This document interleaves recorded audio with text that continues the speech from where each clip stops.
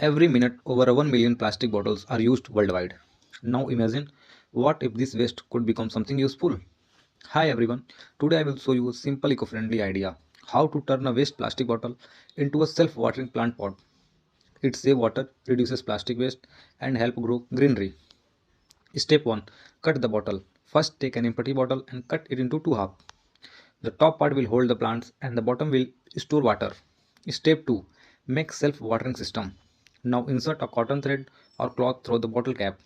Fill the bottom with water. Place the top part upside down. The thread will slowly absorb water from the plant.